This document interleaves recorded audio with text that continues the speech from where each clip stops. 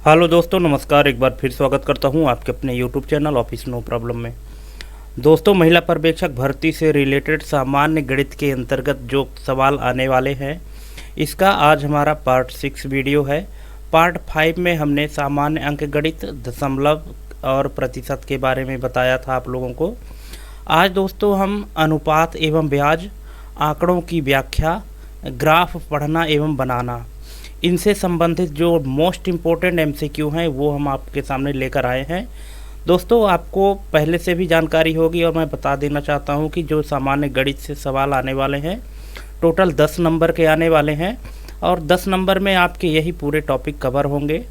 तो हमने मैथ के क्वेश्चन चूँकि थोड़े से डिटेल होते हैं, इसलिए मैथ के जो एमसीक्यू हैं हमने 2 पार्ट में बनाया है।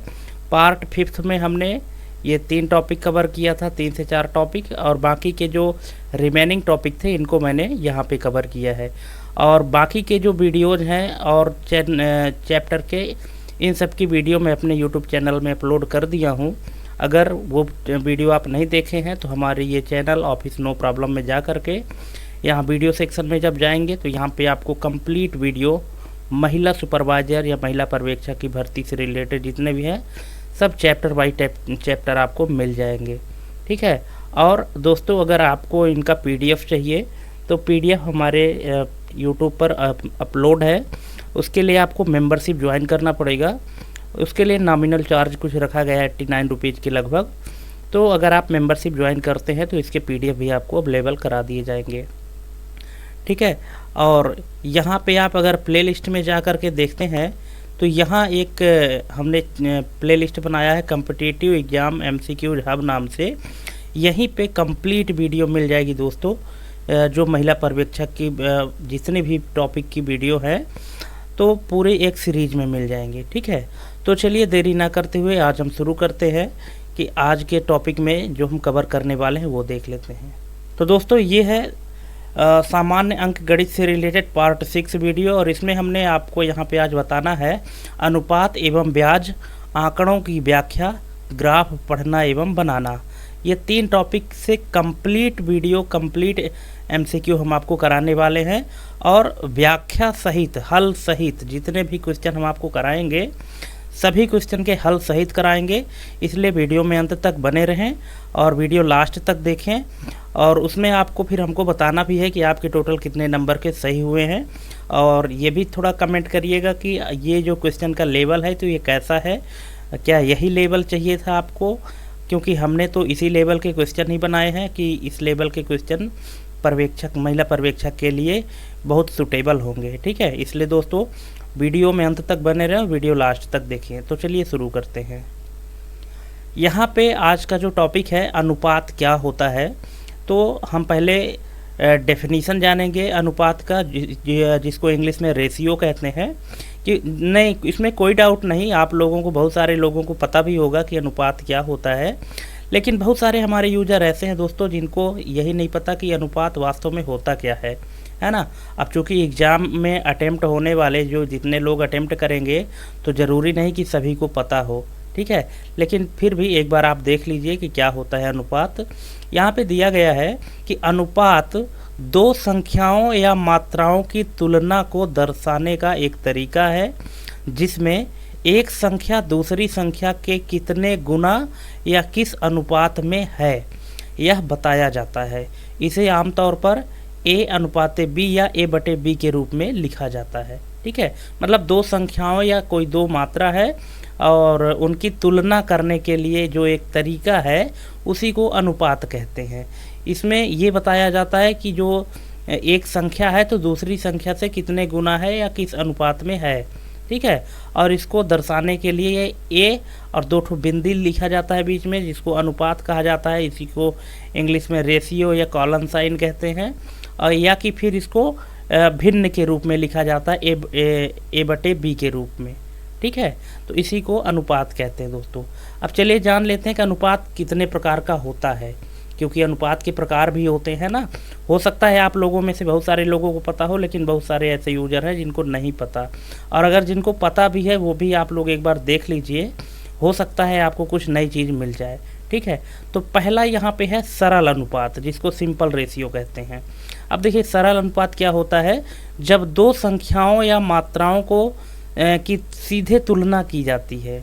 जब दो संख्याओं या मात्राओं की सीधे तुलना की जाती है तो इसे सरल अनुपात कहते हैं। यहाँ उदाहरण दिया है कि कक्षा में लड़कों और लड़कियों की संख्या क्रमशः 6 और 4 है, तो उनका अनुपात क्या होगा। ठीक है, लड़कों और लड़कियों की संख्या, लड़कों की संख्या कितनी है 6 और लड़कियों की संख्या 4, तो इनका अनुपात कैसे लिखा जाएगा 6:4। इसको और अगर सरल करेंगे तो 6:4 को 3:2 लिख देंगे। ठीक है ना, क्यों, क्योंकि 3 दूनी 6 और 2 दूनी 4।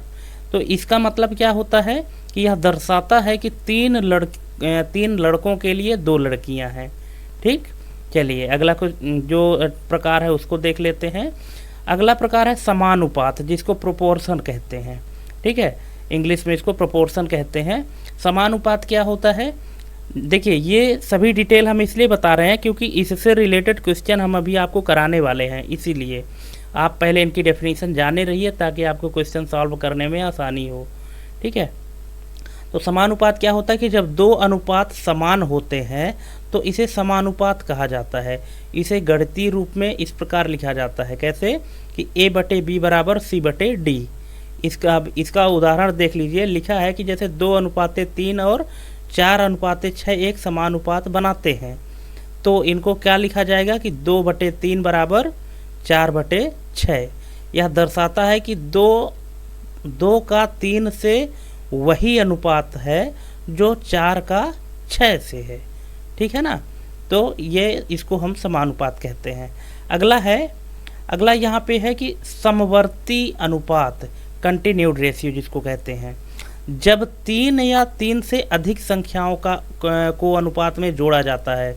अभी तक हमने 2 संख्या देखा था, अब यहाँ पे 3 संख्या की बात कर रहा है कि जब 3 या 3 से अधिक संख्याओं को अनुपात में जोड़ा जाता है तो इसे समवर्ती अनुपात या कंटिन्यूड रेशियो कहते हैं। उदाहरण क्या है कि जैसे A/B = 2:3 और B/C = 4:5 है, तो इनका समवर्ती अनुपात क्या होगा।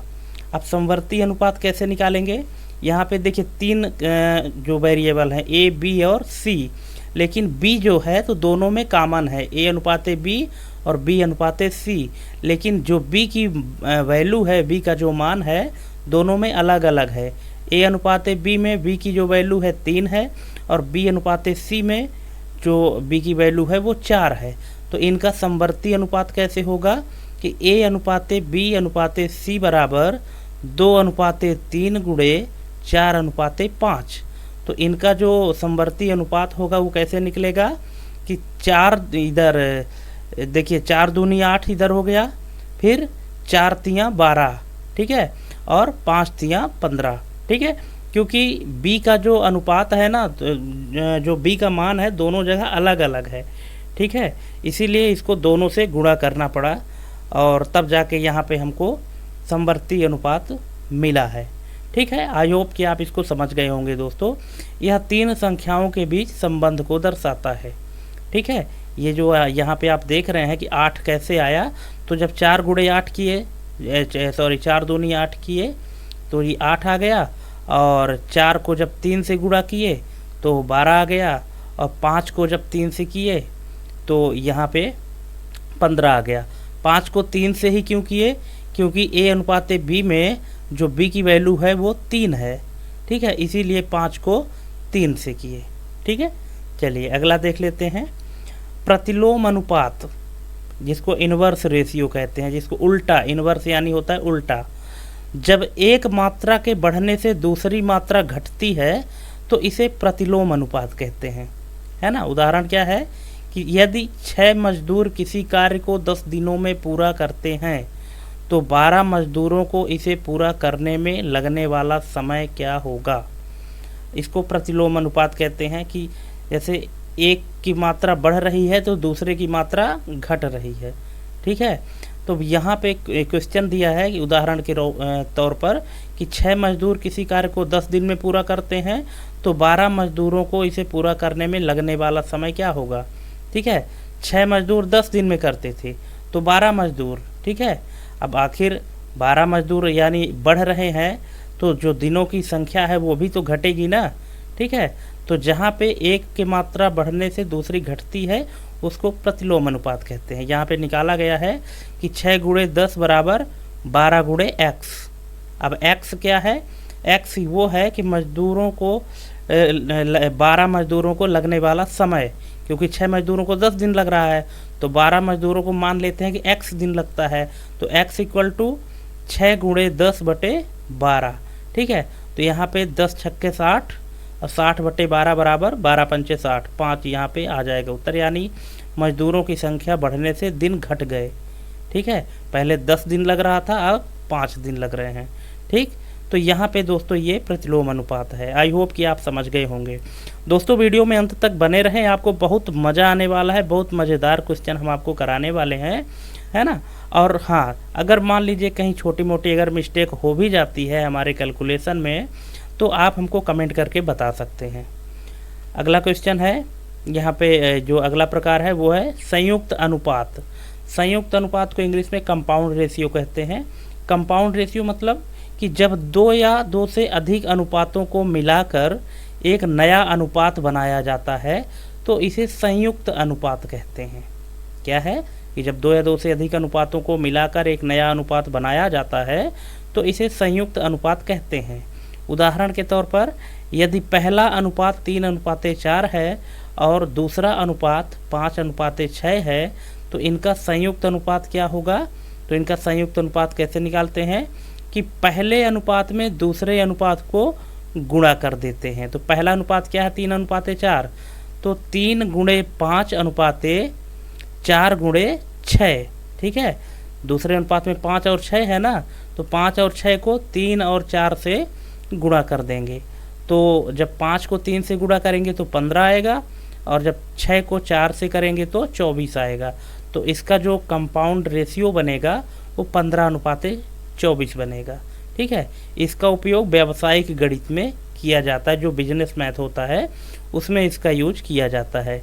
अगला जो प्रकार है दोस्तों वो है तुलनात्मक अनुपात, कंपैरेटिव रेशियो जिसको कहते हैं, है ना, जिसमें तुलना किया जाता है। जब 2 अलग अलग वस्तुओं या विषयों के अनुपात की तुलना की जाती है तो इसे तुलनात्मक अनुपात कहते हैं। अलग अलग वस्तु हैं और उन वस्तुओं के अनुपात की अगर तुलना करते हैं तो इसको हम तुलनात्मक अनुपात या कंपैरेटिव रेशियो कहते हैं। अब उदाहरण के तौर पर क्या है कि जैसे एक स्कूल में 300 छात्र हैं और एक कॉलेज में 600 छात्र हैं, तो इनका अनुपात क्या होगा? 1:2 होगा, ठीक है। दूसरा एग्जाम्पल दिया है कि यदि एक गाड़ी 40 किलोमीटर प्रति घंटा की गति से चलती है और दूसरी 60 किलोमीटर प्रति घंटा से चलती है तो इनका अनुपात 2:3 होगा, ठीक है। इस तरह से इसको हम फाइंड करते हैं। ये हमारा तुलनात्मक अनुपात था, ठीक है दोस्तों। तो ये तुलनात्मक अनुपात और ये टोटल अनुपात के 6 प्रकार यहाँ पे बताए गए हैं। अगर आपको इनमें से किसी में भी डाउट है तो आप हमको कमेंट करके पूछ सकते हैं। अब चलिए बढ़ते हैं अपने क्वेश्चन की ओर। यहाँ पहला क्वेश्चन दिया है कि यदि 2 संख्याएं 4:5 के अनुपात में है और इनका योग 180 है तो बड़ी संख्या क्या होगी? ऑप्शन है 80, 100, 90 या 110। तो इसका राइट आंसर क्या होगा? अगर आप इसको फाइंड कर सकते हैं तो वीडियो पॉज करके इसको पहले सॉल्व करिए और सॉल्व करके इसका आंसर कमेंट करिए, और अगर नहीं पता तो यह देख लीजिए। इसका जो राइट आंसर होगा, जो बड़ी संख्या होगी, वो है ऑप्शन नंबर बी, 100 इसका राइट आंसर होगा। कैसे आया ये 100? इसका सलूशन देख लीजिए। ये है कि माना 2 संख्याएं 4x और 5x हैं। अब 4 और 5 कहाँ से मिला? क्योंकि 2 संख्याएं 4:5 के रूप में दिया गया है, ठीक है, और इनका योग कितना दिया गया है? 180। तो यहाँ पे मान लेते हैं कि माना 2 संख्याएं कौन कौन सी हैं? 4x हैं और 5x हैं। तो 4x धन 5x बराबर 180। अब 4 और 5 जोड़ते हैं तो 9x आता है, और 9x बराबर 180। तो x बराबर, अब 9 को जब बराबर के उस पार ले जाएंगे तो बटे में चला जाएगा, ठीक है। तो 180 को जब 9 से भाग देंगे तो कितना आ जाएगा? 20 आ जाएगा। मतलब x की वैल्यू क्या आ जाएगी? 20 आ जाएगी। अब यहाँ पे पूछा है कि सबसे बड़ी संख्या क्या होगी। तो देखिए 4:5 में जो बड़ा है वो क्या है, वो 5 है। ठीक है, तो इसी 20 को 5 के साथ गुणा कर देंगे तो क्या आ जाएगा, 100 आ जाएगा। ठीक है, आई होप कि इसको आप समझ गए होंगे। इसका राइट आंसर 100 है। अगला क्वेश्चन है, यदि ए और बी की आय का अनुपात 3:4 है और बी की आय 32,000 रुपये है तो ए की आय कितनी होगी। अब देखिए बहुत ही मज़ेदार क्वेश्चन है दोस्तों। क्वेश्चन का लेवल हमने ऐसे सेट किया है कि जिस तरह से आपके रियल एग्ज़ाम में आने वाले हैं उसी लेवल के क्वेश्चन हमने सेट किया है। ज़रूरी नहीं कि एज इट इज़ क्वेश्चन आ जाए, लेकिन हाँ क्वेश्चन का जो लेवल रहेगा, जो स्तर रहेगा क्वेश्चन का, वो यही रहेगा और आपको इसी के हिसाब से तैयारी करनी है। वीडियो बिना स्किप किए देखिएगा। मात्र हमने इसमें 70 क्वेश्चन दिए थे, अपने पार्ट 5 में हमने 60 क्वेश्चन दिए थे और इसमें 70 क्वेश्चन दे रहे हैं, 70 क्वेश्चन दे रहे हैं। ठीक है ना, तो एक टोटल हम आपको 130 क्वेश्चन करा देंगे मैथ में। इसके अलावा भी अगर आपको और ज़्यादा क्वेश्चन चाहिएगा तो बताइएगा। हालांकि मैथ से सिर्फ 10 नंबर ही आने वाले हैं, इसीलिए हमने 10 नंबर के लिए 130 क्वेश्चन कराएंगे तो वो कम नहीं है दोस्तों। अगर आप इन 130 नंबर 130 MCQ देख लेते हैं तो आपको मैथ में 10 नंबर तो मिल ही जाएंगे, इसमें कोई दिक्कत नहीं है। लेकिन हाँ मेहनत करनी पड़ेगी। ठीक है, तो ये क्वेश्चन है कि यदि ए और बी की आय का अनुपात 3:4 है और बी की आय 32,000 रुपये है तो ए की आय कितनी होगी। ठीक है, तो यहाँ पे इसका राइट आंसर क्या हो जाएगा, ऑप्शन नंबर ए 24,000 रुपये। कैसे, इसका यहाँ पे एक्सप्लेनेशन आप देख सकते हैं। ठीक है, कि माना ए की आय 3x और बी की आय 4x है तो 4x बराबर 32,000। 4x क्या है, बी है। ठीक है, क्योंकि ए और बी दिखा है ना, तो 3 और 3:4 में बी की वैल्यू 4 हो गई तो 4x बराबर 32 है तो x बराबर 8 चौके 32 मतलब 8,000। अब ए का निकालना है तो 8 त्रिक 24, क्योंकि ए के लिए कितना मान है, 3 है, तो 8,000 को जब 3 से गुणा करेंगे तो 24,000 आ जाएगा। ठीक है, अगला क्वेश्चन है, यदि 3 संख्याएं 2:3:5 के अनुपात में है और उनका कुल योग 200 है तो सबसे बड़ी संख्या क्या होगी। इसका राइट आंसर हो जाएगा ऑप्शन नंबर सी 100। ठीक है, कैसे, यहाँ पे इसका सलूशन दिया गया है दोस्तों। इसके सलूशन से आप देख लीजिए, कहीं भी आपको दिक्कत हो तो आप हमको कमेंट करके पूछ सकते हैं। ठीक है, अगला क्वेश्चन है, एक स्कूल में लड़कों और लड़कियों का अनुपात 3:2 है। यदि लड़कियों की संख्या 80 है तो लड़कों की संख्या कितनी होगी। तो यहाँ पे इसका राइट आंसर हो जाएगा ऑप्शन नंबर बी 120। कैसे आया, यहाँ पे इसका सलूशन दिया गया है कि लड़कों की संख्या 3x और लड़कियों की संख्या 2x है। अब लड़कियों की संख्या 3x ही क्यों है, ठीक है, सॉरी, लड़कों की संख्या 3x ही क्यों है, क्योंकि जिस सीक्वेंस में प्रश्न लिखा गया है ना कि लड़कों और लड़कियों का, तो पहले लड़कों का नाम आया तो मतलब लड़कों के लिए 3 हो गया और लड़कियों का क्या हो गया, 2 हो गया। ठीक है, तो लड़कों की जो संख्या है 3x है और लड़कियों की संख्या 2x है। तो अब यहाँ पे लड़कियों की संख्या पहले से दी गई है, जितनी है 80 है, लड़कों की हमको निकालनी है। तो जो हमको प्रश्न में दिया गया है पहले हम उसी से काम करेंगे। तो 2x बराबर 80 हो गया तो x बराबर 40 हो गया जब 80 को 2 से भाग दिए। ठीक है, तो x की वैल्यू आ गई 40। अब 40 को जब 3 से मल्टीप्लाई करेंगे तो 120 आ जाएगा। ठीक है, तो यही इसका 120 जो है तो राइट आंसर हो जाएगा। अगला क्वेश्चन है, यदि यदि x/y बराबर 5/7 और y/z बराबर 3/4 है तो x/y/z का समग्र अनुपात क्या होगा। समग्र अनुपात निकालना है। यहाँ पे ऑप्शन दिया गया है, इनमें से कौन सा ऑप्शन सही होगा, तो इसका राइट आंसर हो जाएगा ऑप्शन नंबर बी। दोस्तों इसका राइट आंसर तो ऑप्शन नंबर बी हो जाएगा, लेकिन क्या आप इसको निकाल सकते हैं। अगर आप निकाल सकते हैं तो वीडियो पॉज करके निकालिए, और अगर आपका आंसर इससे मिलता है तो आप हमको उसकी फ़ोटो खींचकर और भेजिएगा, कमेंट करिएगा, है ना, तो हम देख लेंगे। अगर नहीं पता तो यहाँ पे इसका सलूशन दिया गया है इस तरह से। कैसे, कि दोनों अनुपातों में y का मान भिन्न है।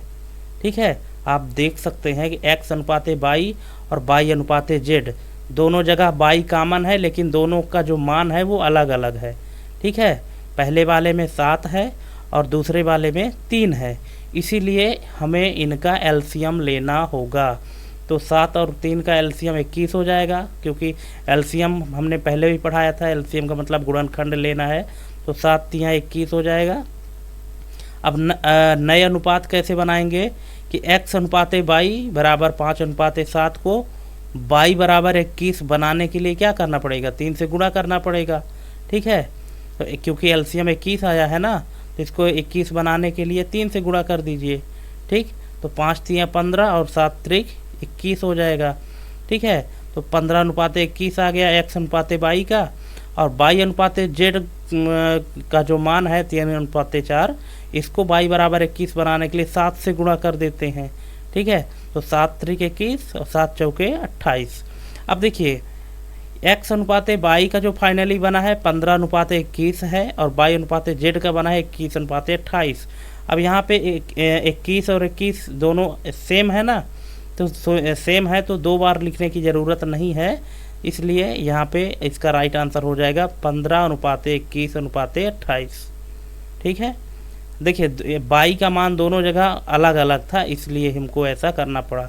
अब जब बाई का मान सेम आ गया दोनों जगह, तो यहाँ पे हम बाई की वैल्यू एक ही बार लिखेंगे, तो यही इसका राइट आंसर हो जाएगा।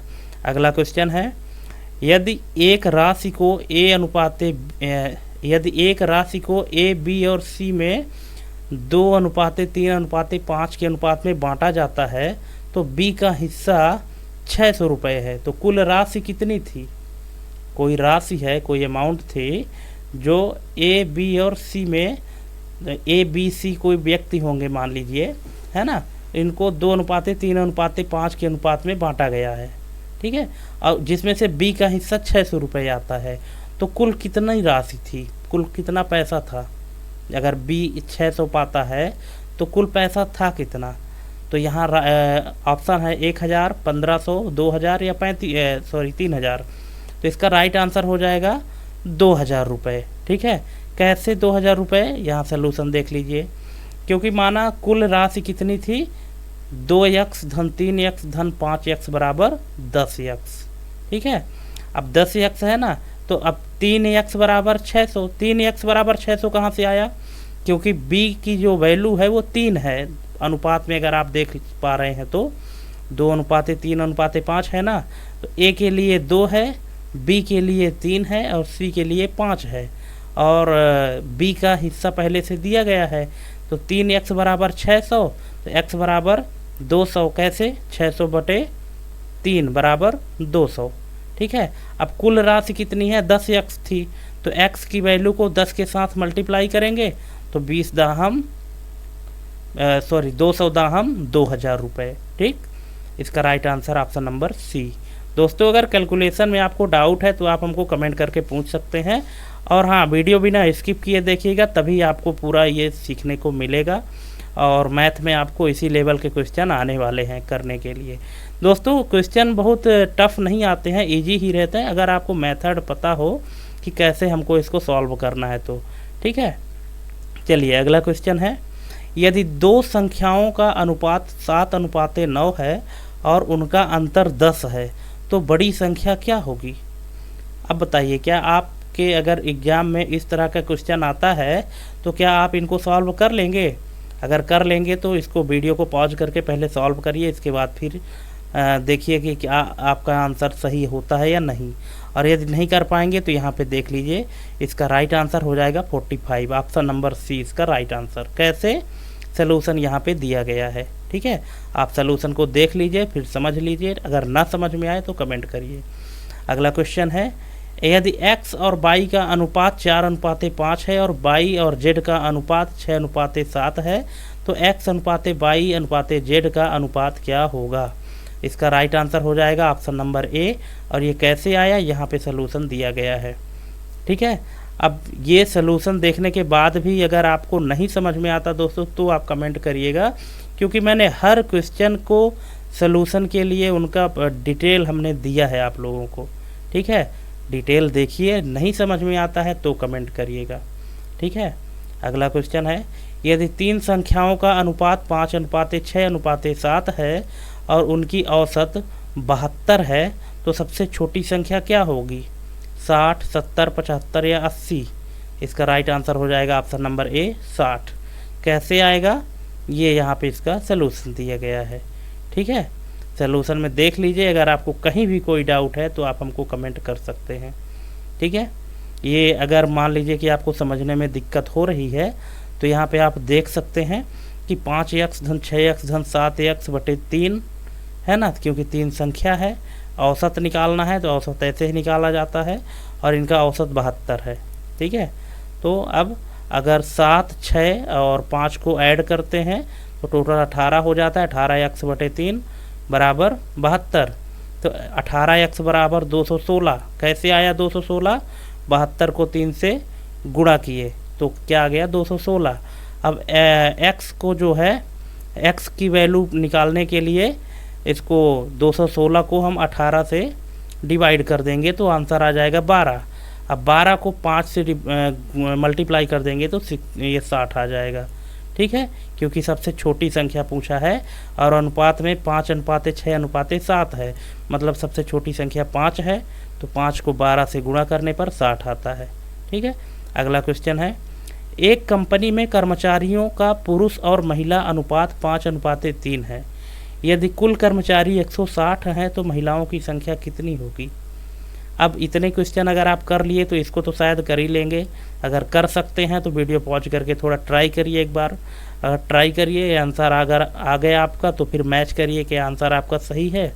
तो इसका राइट आंसर हो जाएगा ऑप्शन नंबर सी 60। कैसे? यहाँ पे इसका राइट आंसर दिया गया है, आप देख सकते हैं हल सहित। अगला क्वेश्चन है, एक आंगनवाड़ी केंद्र में बच्चों और आंगनवाड़ी कार्यकर्ताओं का अनुपात 15:1 है। यदि केंद्र में कुल 75 बच्चे हैं तो कितनी आंगनवाड़ी कार्यकर्ता वहां कार्यरत होंगी? अब ये देखिए आंगनवाड़ी से रिलेटेड जो क्वेश्चन आ रहे हैं, इसका राइट आंसर हो जाएगा 5। कैसे? यहाँ पे इसका आंसर दिया गया है। ठीक है, देख सकते हैं आप। चलिए अगला क्वेश्चन है, एक महिला पर्यवेक्षक को गांव की महिलाओं में पोषण जागरूकता अभियान चलाना है। यदि कुल 500 महिलाएं हैं और 5 पर्यवेक्षक अभियान चला रही हैं तो प्रत्येक पर्यवेक्षक को औसत कितनी महिलाओं तक पहुंचना होगा? दोस्तों क्वेश्चन अगर आप ध्यान से देखें तो बहुत ही मज़ेदार क्वेश्चन है और टोटल हमने इसी लेवल के क्वेश्चन हाई लेवल के घुमा फिरा के कैसे भी करके बोर्ड आपसे पूछेगा, आपसे सभी क्वेश्चन बन जाएंगे। बस वीडियो को स्किप ना करिएगा प्लीज़। और हाँ, अगर हमारे चैनल में आप पहली बार आए हैं तो हमारे चैनल को सब्सक्राइब करना बिल्कुल ना भूलिए, क्योंकि हम ऐसे ही पूरे सिलेबस को कवर करके वीडियो आपके सामने लाए हैं। और अपने दोस्तों के बीच में भी वीडियो शेयर करें, लाइक करें, कमेंट करें। ठीक है, इसका राइट आंसर हो जाएगा ऑप्शन नंबर सी 100। कैसे? यहाँ पे आप देख सकते हैं। ठीक है, क्वेश्चन इतना बड़ा था लेकिन इसका सलूशन देखिए कितना छोटा है। ठीक है ना। चलिए अगला देख लेते हैं। एक स्वयं सहायता समूह, जो स्व सहायता समूह होता है, तो एक स्व सहायता समूह में महिलाओं और पुरुषों का अनुपात 7:3 है। यदि समूह में कुल 200 सदस्य हैं तो महिलाओं की संख्या क्या होगी? ऑप्शन नंबर ए है 120, फिर है 140, 160, 180। क्या होगा? Option number B 140। कैसे? यहाँ पे सलूशन दिया गया है। ठीक है, इस सलूशन को देखिए, ना समझ में आए तो पूछिएगा। ठीक है, चलिए अगला चलते हैं। एक महिला सुपरवाइजर को 4 आंगनवाड़ी केंद्रों का निरीक्षण करना है।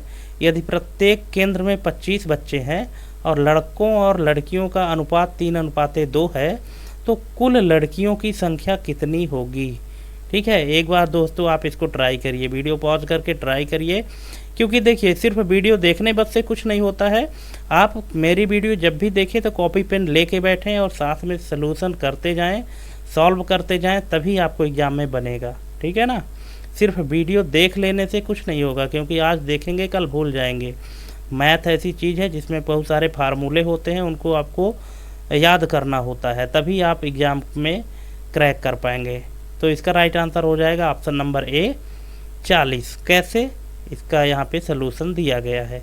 ठीक है, इस सलूशन को देख लीजिए, देखने के बाद ना समझ में आए तो हमसे पूछिएगा कमेंट करके। अगला क्वेश्चन है, एक महिला पर्यवेक्षक के अंतर्गत 8 आंगनवाड़ी कार्यकर्ता कार्यरत हैं। यदि प्रत्येक कार्यकर्ता 30 बच्चों की देखभाल करती है तो कुल बच्चों की संख्या कितनी होगी? तो यहाँ पे राइट आंसर क्या है? 240, ऑप्शन नंबर सी। कैसे? यहाँ पे इसका सलूशन है। ठीक है, अगला क्वेश्चन है, एक ग्रामीण स्वास्थ्य केंद्र में नर्स और मरीजों का अनुपात 1:20 है। यदि केंद्र में कुल 300 मरीज हैं तो कितनी नर्सें कार्यरत होंगी? ऑप्शन है इसका right answer, option number C 15। कैसे? यहाँ पे इस तरह से। ठीक है, 300/20 बराबर 15। ठीक है, अगला क्वेश्चन है, एक महिला पर्यवेक्षक की देखरेख में महिलाओं और बच्चों के लिए 3 योजनाएं चलाई जा रही हैं। यदि पहले कार्यक्रम में 40%, दूसरे में 35% और तीसरे में शेष महिलाएं शामिल हैं तो तीसरे कार्यक्रम में कितनी महिलाएं होंगी यदि कुल 800 महिलाएं हैं? ठीक है, यहाँ पे आप क्वेश्चन समझ सकते हैं क्या है कि एक महिला पर्यवेक्षक की देखरेख में महिलाओं और बच्चों के लिए 3 योजनाएं चलाई जा रही हैं ये। ठीक है, अब पहले कार्यक्रम में 40%, दूसरे में 35 और तीसरे में शेष महिलाएं शामिल होती हैं। तीसरे कार्यक्रम में कितनी महिलाएं होंगी यदि कुल महिलाओं की संख्या 800 है? तो अब इसका राइट आंसर हो जाएगा ऑप्शन नंबर बी 200। कैसे? ये सलूशन है। ठीक है, कि पहले कार्यक्रम में 40%, कितने का? 800 का 40%, फिर दूसरे में दूसरे कार्यक्रम में 35%, किसका? 800 का। ठीक है, और तीसरे कार्यक्रम में 800 में जो पहले और दूसरे कार्यक्रम में 40% और 35% आए थे उनका घटा देना है टोटल करके। ठीक है, तो 800 में से 320 प्लस 280 इनको जब माइनस करते हैं तो टोटल हमारे पास आता है 200। तो यही इसका राइट आंसर है।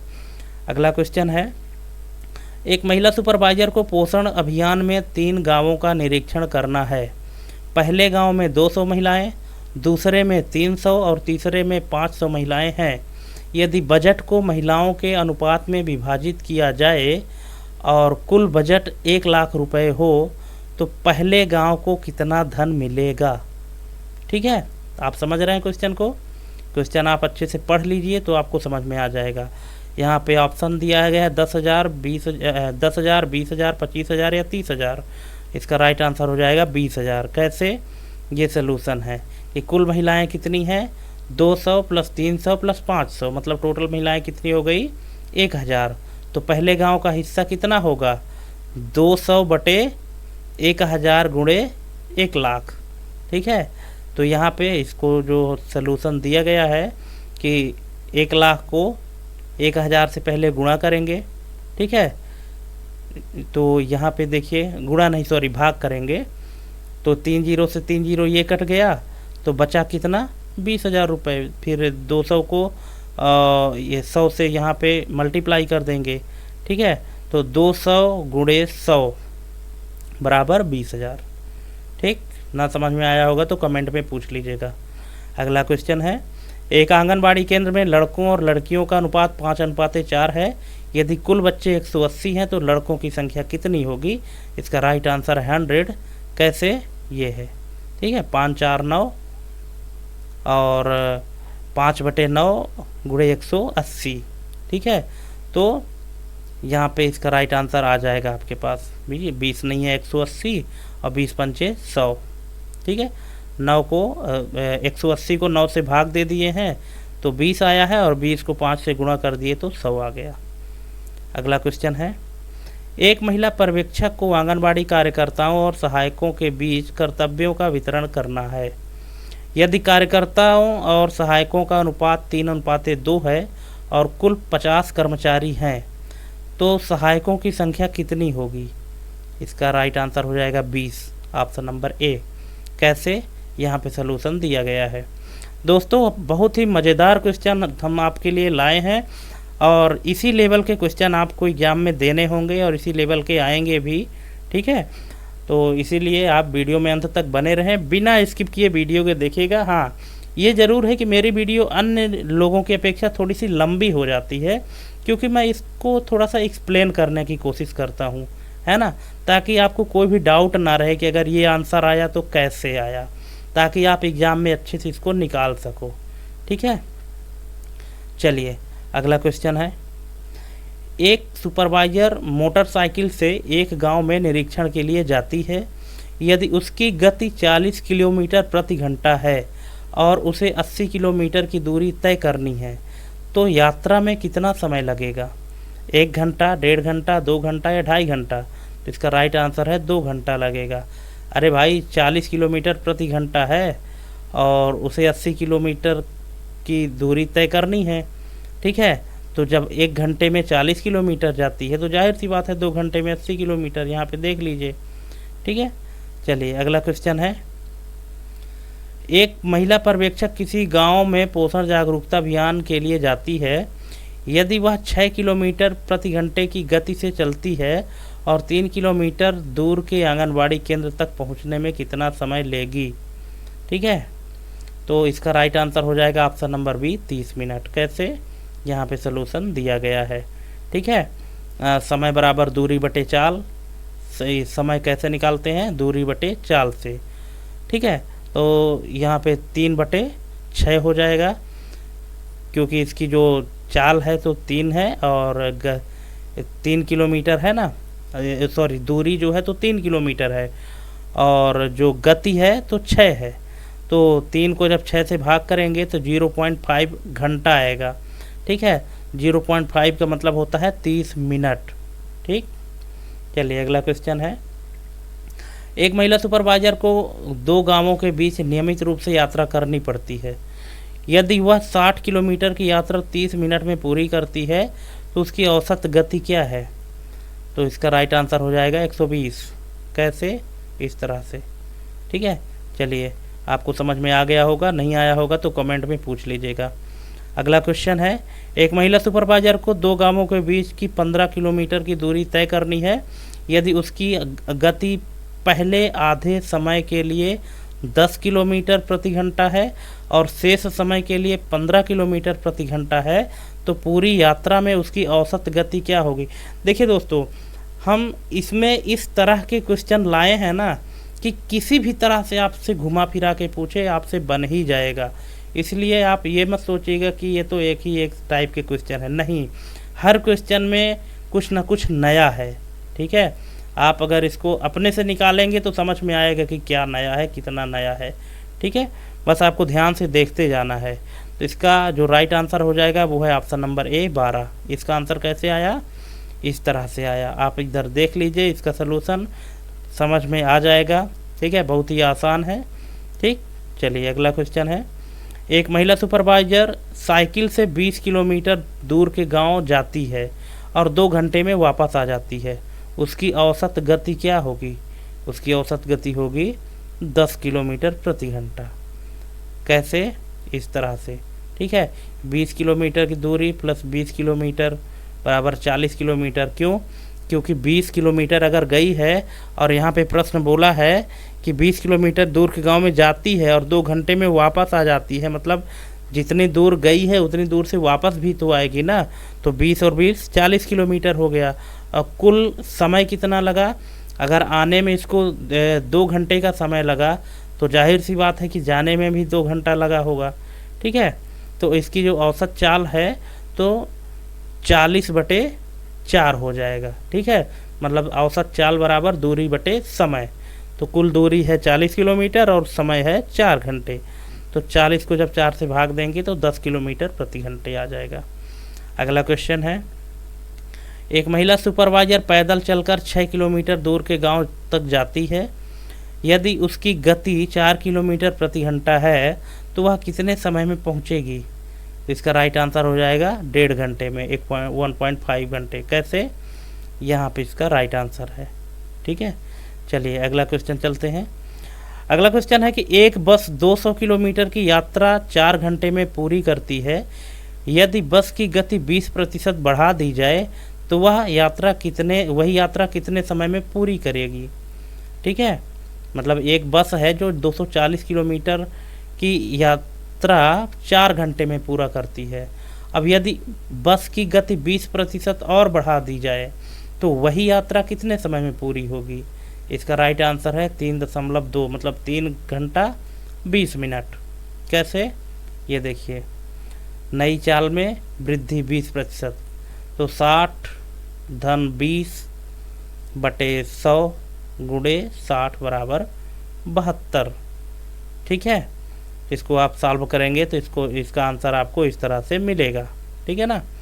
चलिए, अब तो जो नया समय आ जाएगा 240 भागे 72 बराबर 3.2 आ जाएगा।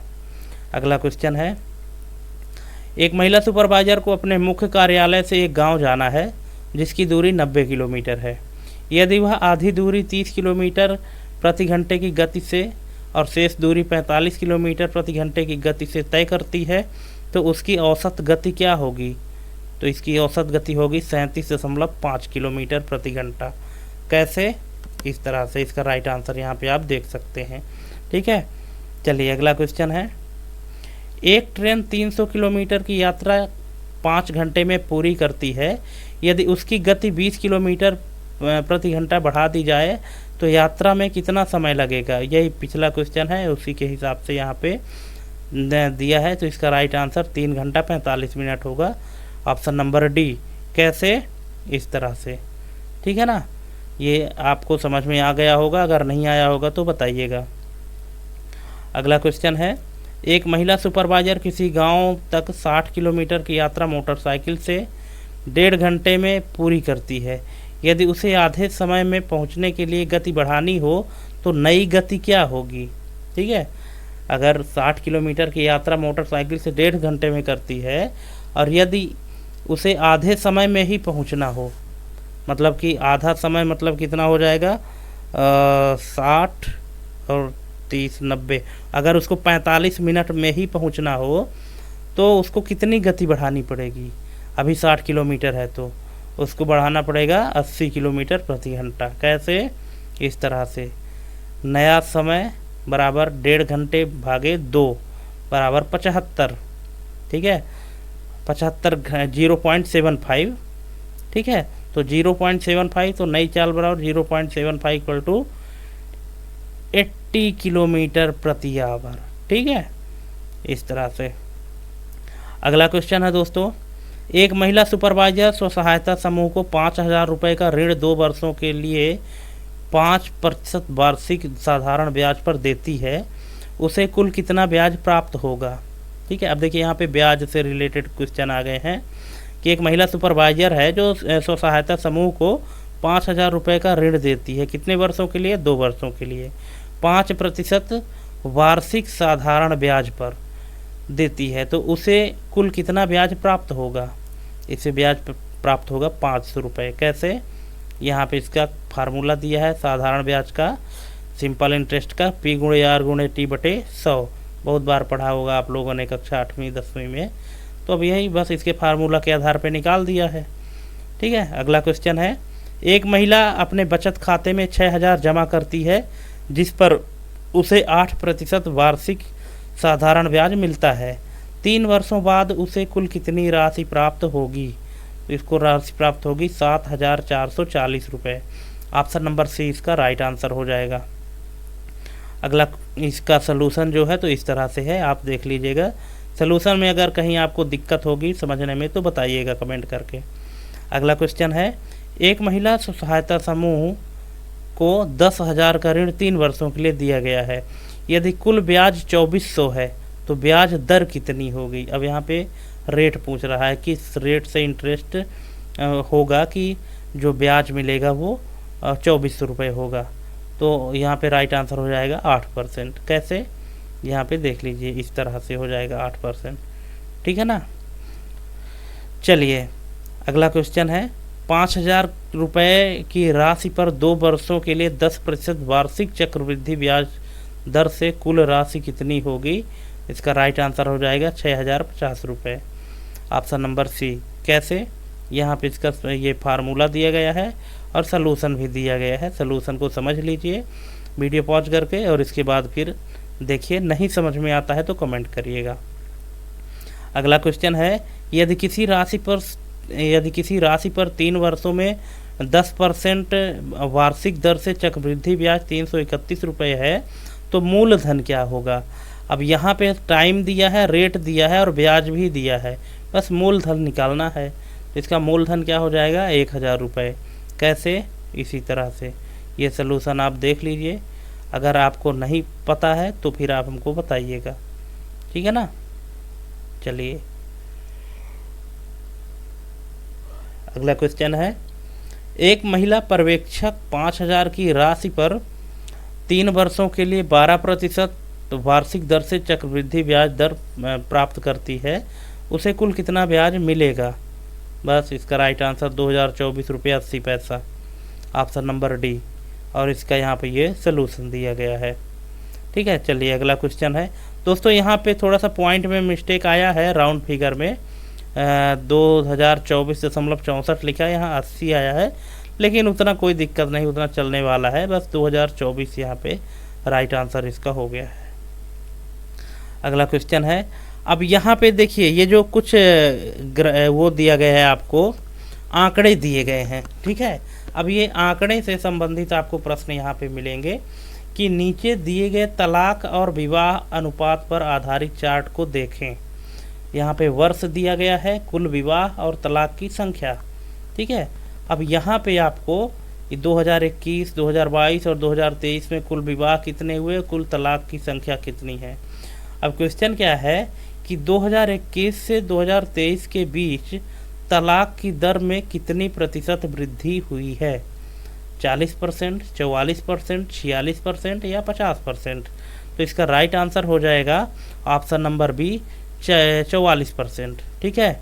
कैसे, इसका सलूशन ये है, ठीक है, कि तलाक वृद्धि प्रतिशत बराबर नवीनतम संख्या माइनस प्रारंभिक संख्या, ठीक है, बटे प्रारंभिक संख्या गुणे 100। तो जो नवीनतम संख्या है वो कितनी है, 2023 की जो संख्या है तलाक की संख्या वो नवीनतम है, तो वो है 7200, और जो प्रारंभिक थी वो 5000 थी, ठीक है, और गुणे 100 कि क्योंकि हमको प्रतिशत निकालना है तो प्रतिशत हमेशा 100% में ही निकाला जाता है, तो ये 100 हो गया, ठीक है। अब इसको यहाँ से इस तरह से जब माइनस करेंगे तो इस तरह से इसका 44% आ जाएगा, आप करके देख लीजिएगा। अगला क्वेश्चन है, एक एनजीओ ने 2020 में 12000 महिलाओं को आत्मनिर्भरता प्रशिक्षण दिया, हर साल यह संख्या 20% बढ़ती है, तो 2023 में कितनी महिलाओं को प्रशिक्षित किया गया होगा। तो यहाँ पे राइट आंसर हो जाएगा 20,736।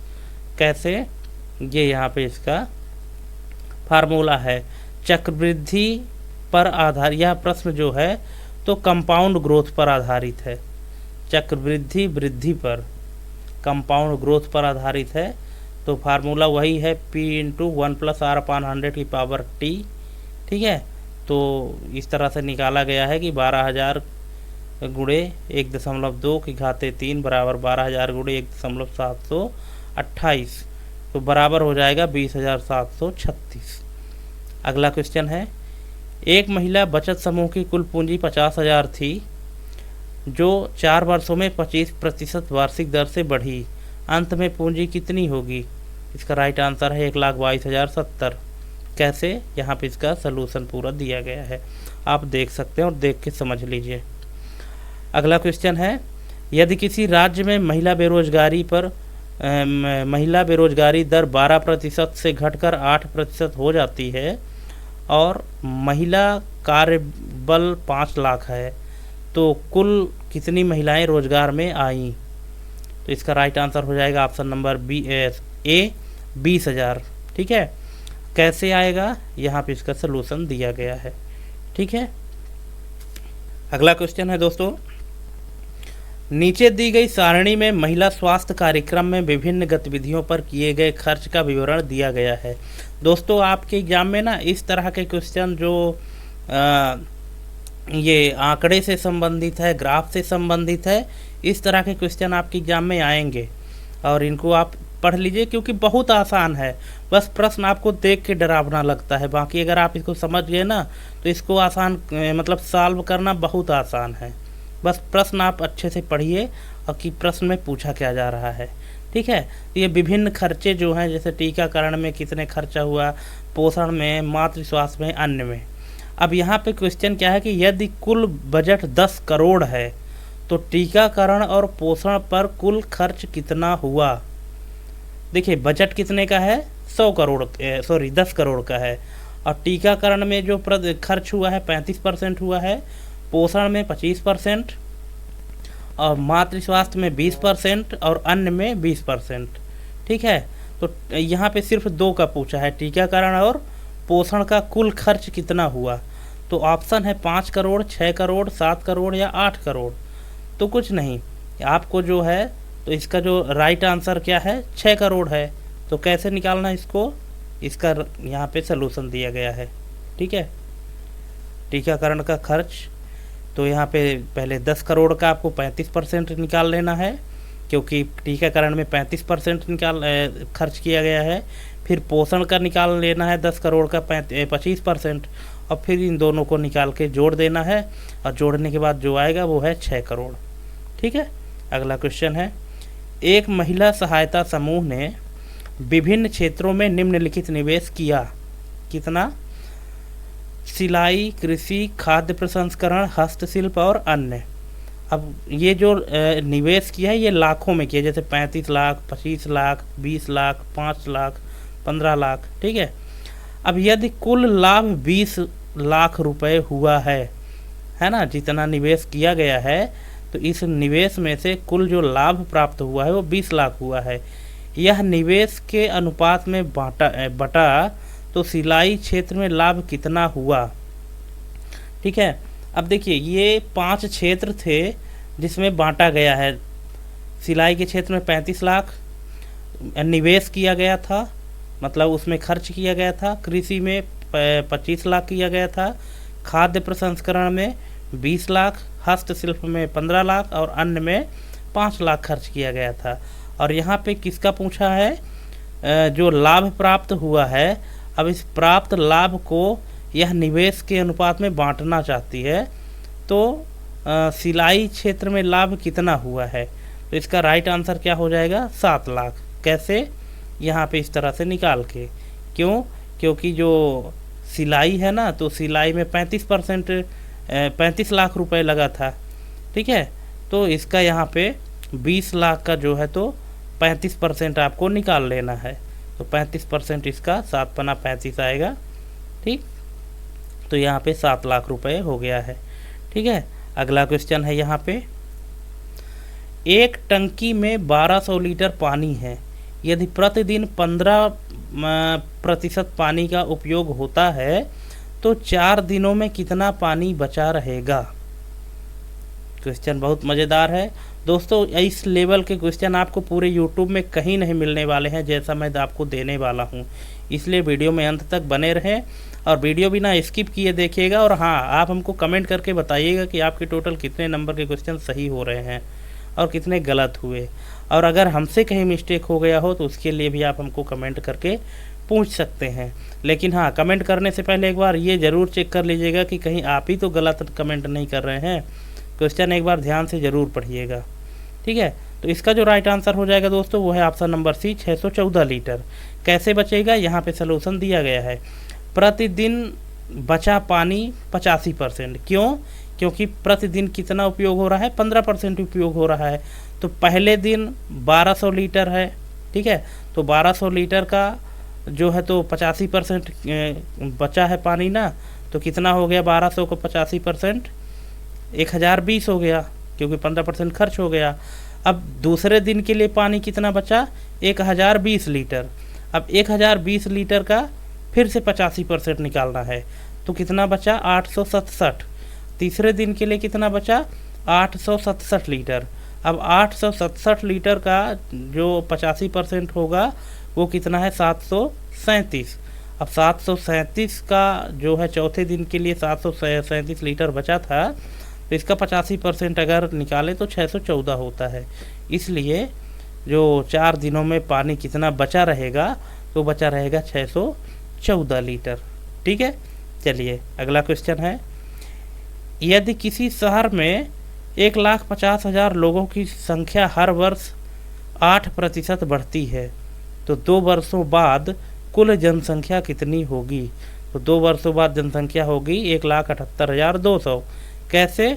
यहाँ पे इसका समाधान दिया गया है। आप इस समाधान को अच्छे से समझ लीजिए। अगर आपको समझ में नहीं आता है तो फिर आप मेरे से पूछिएगा, ठीक है।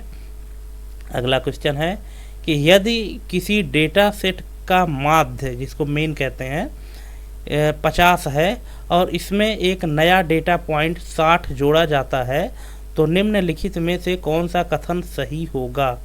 माध्य बढ़ेगा, माध्य घटेगा, माध्य अपरिवर्तित रहेगा या माध्य शून्य हो जाएगा? तो दोस्तों इसका राइट आंसर है कि माध्य बढ़ेगा। कैसे? यहाँ पे लिखा हुआ है कि माध्य की गणना कुल संख्याओं के योग को कुल संख्याओं की संख्या से विभाजित करके की जाती है। यदि एक बड़ा डेटा पॉइंट जोड़ा जाता है तो कुल योग बढ़ेगा, जिससे माध्य भी बढ़ जाएगा। यही इसका राइट आंसर हो जाएगा। अगला क्वेश्चन है, यदि एक डेटा सेट के लिए प्रसरण 64 है, प्रसरण मतलब वेरिएंस 64 है, तो उसका मानक विचलन स्टैंडर्ड डेविएशन क्या होगा? इसका राइट आंसर हो जाएगा ऑप्शन नंबर ए 8। कैसे? इसका सलूशन ये है कि जो मानक विचलन है वो कैसे निकालते हैं? प्रसरण वर्गमूल से होता है। तो ये 64 जो है, 64 का वर्गमूल 8, 8 28 64, ठीक है। अब यहाँ पे अगला क्वेश्चन है कि यदि किसी डेटा सेट का इंटर क्वार्टाइल रेंज IQR जिसको कहते हैं, इंटर क्वार्टाइल रेंज 30 है, यदि Q बराबर 20 हो तो Q3 का मान क्या होगा?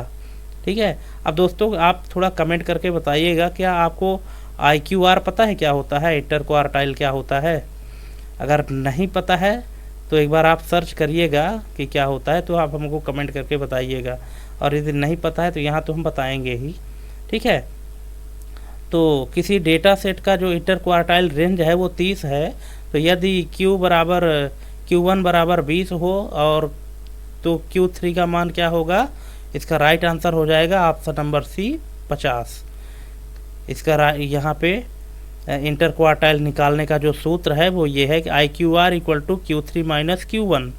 तो 30 बराबर Q3 माइनस 20, और यहाँ पे जो राइट आंसर हो जाएगा Q3 इक्वल टू 50, क्योंकि जब पक्षांतर होता है तो माइनस वाला प्लस में हो जाता है। तो 30 और 20 50 हो गया, ठीक है। अब यहाँ पे देख लीजिए कि इंटर क्वार्टाइल क्या होता है। इंटर क्वार्टाइल रेंज एक संख्यात्मक माप है, न्यूमेरिकल मेजर है, जो डिस्पर्सन या डेटा की फैलाव को दर्शाता है। यह माध्य या माध्यिका की तुलना में आउटलाइनर्स के प्रति अधिक संवेदनशील नहीं होता है, इसीलिए इसे रोबस्ट माप माना जाता है, ठीक है। ये है इंटर क्वार्टाइल। अगला क्वेश्चन है, यदि किसी डेटा सेट में सभी मूल्यों में 5 जोड़ा जाए तो मानक विचलन पर क्या प्रभाव पड़ेगा? यह बढ़ जाएगा, यह घट जाएगा, यह अपरिवर्तित रहेगा या यह शून्य हो जाएगा? तो इसका जो राइट आंसर है वो होगा यह अपरिवर्तित रहेगा। कैसे? यहाँ पे दिया गया है कि मानक विचलन विसरण का मापक होता है जो डेटा के सापेक्षी प्रसार को मापता है। यदि सभी मूल्यों में समान संख्या जोड़ी जाती है तो प्रसार नहीं बदलेगा और मानक विचलन अपरिवर्तित रहेगा। प्रसार मतलब होता है दोस्तों फैलाव, फैलाव नहीं बदलेगा इसमें, ठीक है। और जो मानक विचलन है तो यह भी अपरिवर्तित रहेगा, चाहे कितना भी संख्या इसमें जोड़ा जाए या घटाया जाए, ठीक है। अगला क्वेश्चन है, किसी डेटा सेट का माध्य 60 है और मानक विचलन 5 है, ठीक है। तो जेड स्कोर विधि का उपयोग करके 70 के लिए जेड स्कोर क्या होगा? इसका राइट आंसर हो जाएगा 2। कैसे? ये इसका फार्मूला है और पूरा सलूशन है। आप जो व्याख्या दिया गया है इसको समझिए, वीडियो पॉज करके समझ लीजिए, फिर हमको बताइए अगर ना समझ में आया होगा तो, ठीक। दोस्तों वीडियो में अंतिम तक बने रहें और टोटल 70 प्रश्न ही हैं, ठीक है। तो आपको 70 में से देखना है कि आपके टोटल कितने नंबर आते हैं, और हमको कमेंट करके बताइएगा कि आपके कितने नंबर आए। अगला क्वेश्चन है, निम्नलिखित में से कौन सा उपाय आकृति को मापने के लिए उपयोग किया जाता है। जो शेप होता है ना, शेप जो आकृति आकार होता है, उसको मापने के लिए किस उपाय का उपयोग किया जाता है। माध्य, प्रसरण, चतुर्थ छड़ीय गुणांक जिसको कुर्टोसिस कहते हैं, या अंतः चतुर्थक परास IQR। तो इसका राइट आंसर हो जाएगा दोस्तों ऑप्शन नंबर सी, चतुर्थ छड़ीय गुणांक कुर्टोसिस। क्यों, यहाँ पे इसका सलूशन है कि कुर्टोसिस डेटा वितरण की चपटा या फैलाव को मापने के लिए उपयोग किया जाता है। यह वितरण के उच्चतम या निम्नतम मूल्यों के सापेक्ष विचलन का अध्ययन करता है, इसलिए। अगला क्वेश्चन है, किसी ग्राफ में एक्स अक्ष और वाई अक्ष को काटने वाले बिंदु को क्या कहते हैं। कोई ग्राफ है, ग्राफ में अगर एक्स एक्सिस और वाई एक्सिस की लाइन एक दूसरे को इंटरसेक्ट करती हैं, तो इसको उस इंटरसेक्ट वाले बिंदु को कहते क्या है। ग्राफिक पॉइंट, उत्पत्ति, मध्य बिंदु या केंद्र, क्या कहते हैं। तो दोस्तों इसको कहते हैं उत्पत्ति, ओरिजिन। ऑप्शन नंबर बी इसका राइट आंसर हो जाएगा। तो इसका ये यहाँ पे दिया गया है कि किसी भी कार्टेशियन समन्वय प्रणाली में, कार्टेशियन कोऑर्डिनेट सिस्टम में, एक्स एक्सिस और वाई एक्सिस जिस बिंदु पर मिलते हैं उसे उत्पत्ति कहा जाता है। यह बिंदु 0 0 होता है। ठीक है, चलिए अगला है, यदि किसी रेखीय समीकरण का ग्राफ एक सीधी रेखा बनाता है तो उसका सामान्य रूप क्या होगा। फार्मूला है y = mx + c, ax² + bx + c = 0, x² + y² = r², axy + bx + cy = 0। इसका राइट आंसर हो जाएगा option number A, y = mx + c। कैसे, यहाँ पे दिया गया है कि रेखीय समीकरण का सामान्य रूप y = mx + c होता है, जहाँ m ढलान और c = y अवच्छेदन। ठीक है, y इंटरसेक्ट। यह ग्राफ पर एक सीधी रेखा बनाता है। ठीक, ये इसका राइट आंसर हो जाएगा। अगला क्वेश्चन है, किसी ग्राफ में दिए गए दो बिंदु 2 3 और 6 7 के बीच की ढलान क्या होगी। 1 2 4 या 0.5। इसका राइट आंसर है 1। कैसे, यहाँ पे दिया गया है ढलान निकालने का सूत्र, m = y2 - y1 / x2 - x1। ठीक है, और इसको इसके हिसाब से सॉल्व कर दिया गया है। अगला क्वेश्चन है, किसी बार ग्राफ का उपयोग कब किया जाता है। जो ग्राफ होते हैं ना, pie chart, bar chart, scatter chart, line chart, ये अलग अलग चार्ट होते हैं जिनको ग्राफ कहते हैं। तो इनका उपयोग जो बार चार्ट है या बार ग्राफ है, इसका उपयोग कब किया जाता है। इसका उपयोग किया जाता है भागों की तुलना करने के लिए। ठीक है, यहाँ पे इसका व्याख्या भी है कि बार ग्राफ का उपयोग विभिन्न वर्गों के बीच तुलना करने के लिए किया जाता है। यह डेटा को क्षैतिज या ऊर्ध्वाधर रूप में बार के रूप में दिखाता है, या तो क्षैतिज में दिखाएगा या तो ऊर्ध्वाधर में दिखाएगा। ठीक है ना, चलिए अगला क्वेश्चन है, पाई चार्ट का कुल कोण कितना होता है। अगर आप पाई चार्ट जानते होंगे तो आप पट से बता देंगे। इसका राइट आंसर हो जाएगा 360 डिग्री। ठीक है, क्योंकि पाई चार्ट एक वित्तीय आरेख होता है जिसमें पूरा वृत्त 360 डिग्री के बराबर होता है। डेटा को प्रतिशत के रूप में विभाजित किया जाता है। अगला क्वेश्चन है, निम्नलिखित में से कौन सा ग्राफ समय के साथ डेटा के रुझान को दर्शाने के लिए सबसे उपयुक्त होता है। तो ये है रेखा ग्राफ, लाइन ग्राफ जिसको कहते हैं। Option number C. अगला है, स्कैटर प्लॉट का उपयोग किस लिए किया जाता है। तो इसका किया जाता है दो चरों के बीच संबंध दिखाने के लिए। ऑप्शन नंबर बी इसका राइट आंसर हो जाएगा।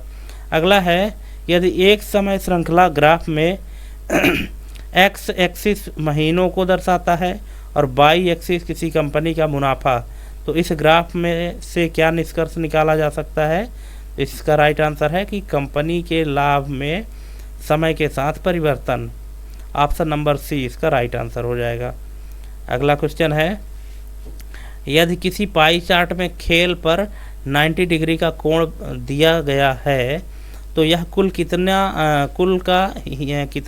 भाग होगा? तो इसका राइट आंसर हो जाएगा ऑप्शन नंबर डी 1/4। कैसे? यहाँ पे सलूशन दिया गया है क्योंकि कुल वृत्त 360 डिग्री का होता है, खेल का हिस्सा 90/360 है। ठीक है, 90 डिग्री का कोण बना दिया है ना, तो 90/360 बराबर 1/4, जिसका मतलब है कि यह कुल 25% या 1/4 भाग दर्शाता है। अगला क्वेश्चन है, यदि किसी संख्या को 5 से गुणा कर 10 जोड़ने के बाद उत्तर 35 आता है तो वह संख्या क्या होगी? क्वेश्चन ध्यान से पढ़ेंगे तो बहुत आसान है। इसका राइट आंसर है ऑप्शन नंबर बी, और सलूशन है इसका ये 5x धन 10 बराबर 35, तो 5x बराबर 25, तो x बराबर 5। ठीक है, अगला क्वेश्चन है, एक किसान 30% भूमि पर गेहूं और शेष भूमि पर चावल उगाता है। यदि उसकी कुल भूमि 20 हेक्टेयर है तो चावल कितने हेक्टेयर में उगाता है? ये उगाता है 14 हेक्टेयर में। कैसे?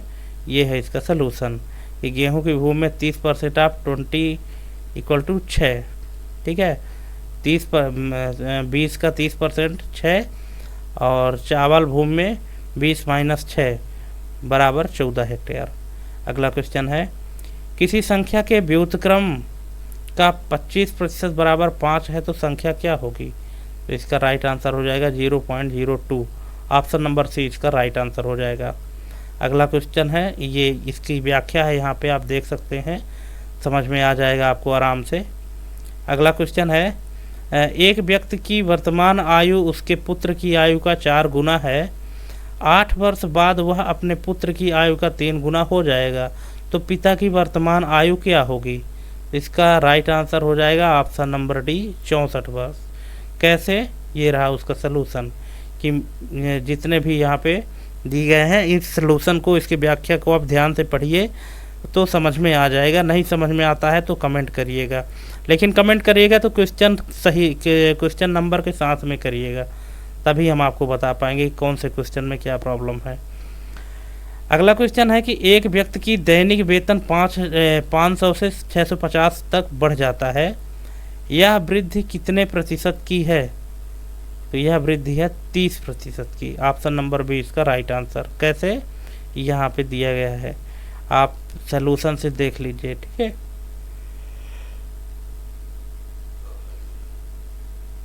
अगला है, यदि 3a बराबर 4b बराबर 5c हो तो a/b/c का अनुपात क्या होगा? तो इसका राइट आंसर हो जाएगा ऑप्शन नंबर ए 20:15:12, और सलूशन इसका क्या है? ये है। ठीक है, इसके हिसाब से देखिए और समझ लीजिए, इसका राइट आंसर वही होगा। अगला क्वेश्चन है, एक घड़ी में 4:20 घंटे और मिनट की सुइयों के बीच कोण क्या होगा? अगर किसी घड़ी में 4:20 हो रहे हैं तो घंटे और मिनट की सुइयों के बीच कोण क्या होगा? वो कोण होगा 10 डिग्री का। कैसे? ये सलूशन है कि 30h मतलब घंटे की सुई द्वारा बनाए गए कोण जो है तो 30 डिग्री है, और मिनट की सुई द्वारा बनाए गए कोण हर मिनट में 5.5 डिग्री बढ़ता है। अब घंटे h बराबर 4 और मिनट m बराबर 20, तो यहाँ पे हो जाएगा थीटा बराबर 30 × 4 ऋण 5.5 × 20। अब यहाँ पे इसको जोड़ घटा के और इसका आंसर टोटल आ गया है 10 डिग्री। अगला क्वेश्चन है, एक ट्रेन जिसकी लंबाई 270 मीटर है एक खंभे को 9 सेकंड में पार कर जाती है, ट्रेन की गति कितनी होगी? तो ट्रेन की गति कितनी होगी? 108 किलोमीटर प्रति घंटा। सलूशन इसका ये है, आप इस तरह से देख सकते हैं। ठीक है, चलिए अगला देखते हैं। अगला क्वेश्चन है कि एक ट्रेन जिसकी गति 72 किलोमीटर प्रति घंटा है विपरीत दिशा में एक खंभे को 12 सेकंड में पार करती है, ट्रेन की लंबाई कितनी होगी? तो ट्रेन की लंबाई होगी दोस्तों 240 मीटर। ऑप्शन नंबर सी इसका राइट आंसर हो जाएगा। इसका सलूशन जो है तो इस तरह से दिया गया है, सलूशन में आप देख के समझ लीजिए। अगला क्वेश्चन है, यदि log x लॉग यदि log x 625 बराबर 4 हो तो x का मान क्या होगा। अब देखिए यहाँ पे log से रिलेटेड, लॉगरिथम की से रिलेटेड जो क्वेश्चन है, तो ये log x में 625 का मतलब है कि हम ऐसी कौन सी संख्या से गुणा करें कि जिससे आंसर में 625 आए, ठीक है, और वो 4 बार हमको उसके साथ गुणा करना पड़ेगा तब जाके 625 आएगा। तो यहाँ पे ऑप्शन है 3, 4, 5 और 6। तो इसका जो राइट आंसर हो जाएगा वो है ऑप्शन नंबर सी 5। कैसे, यहाँ पे log x 625 इक्वल टू 4, और इसका अर्थ है x की पावर 4 इक्वल टू 625। और यहाँ पे चूँकि 625 5 को जब 4 बार मल्टीप्लाई करेंगे तब x की पावर 5 आ जाएगा, ठीक है। इसका राइट आंसर यहाँ पे ये हो जाएगा। अगला क्वेश्चन है और लास्ट क्वेश्चन है, यदि 10 संख्याओं का औसत 45 है तो उनमें से 4 संख्याओं का औसत 50 है, शेष 6 संख्याओं का औसत क्या होगा। तो इसका राइट आंसर हो जाएगा 40। तो इसका सलूशन यहाँ पे इस तरह से दिया गया है, आप इससे देख के और समझ सकते हैं। अगर समझने में कहीं प्रॉब्लम है तो आप हमको कमेंट करके बताइएगा, ठीक है। तो थैंक्स फॉर वाचिंग दोस्तों, हमारी ये वीडियो देखने के लिए। और अगर वीडियो अच्छी लगी हो तो हमारे चैनल को सब्सक्राइब करना बिल्कुल ना भूलें। और रीजनिंग की जो क्लासेस है उसको हम बहुत ही जल्द अपलोड करने वाले हैं, बहुत सारे लोगों का कमेंट आता है, ठीक है। तो पहले आप इसको देखिए और बताइए कैसा है। अगर आपको और ज़्यादा क्वेश्चन चाहिए मैथ में तो भी आप कमेंट करके बताइएगा, ठीक है। और अगर किसी स्पेसिफिक टॉपिक पर चाहिए उसके लिए भी कमेंट करिएगा तो हम बनाएंगे। लेकिन उसके पहले मैं आपको रीजनिंग के जितने क्वेश्चन हैं उन सबको कराऊंगा, ठीक है। तो रीजनिंग के क्वेश्चन देखने के लिए, हमारी वीडियो कंप्लीट वीडियो देखने के लिए हमारे चैनल को सब्सक्राइब करके और बेल आइकन प्रेस करके रखिए, ठीक है दोस्तों। तो आज के लिए बस इतना ही, और मिलते हैं अपने अगले वीडियो में रीजनिंग के चैप्टर के साथ। तब तक के लिए जय हिंद, वंदे मातरम।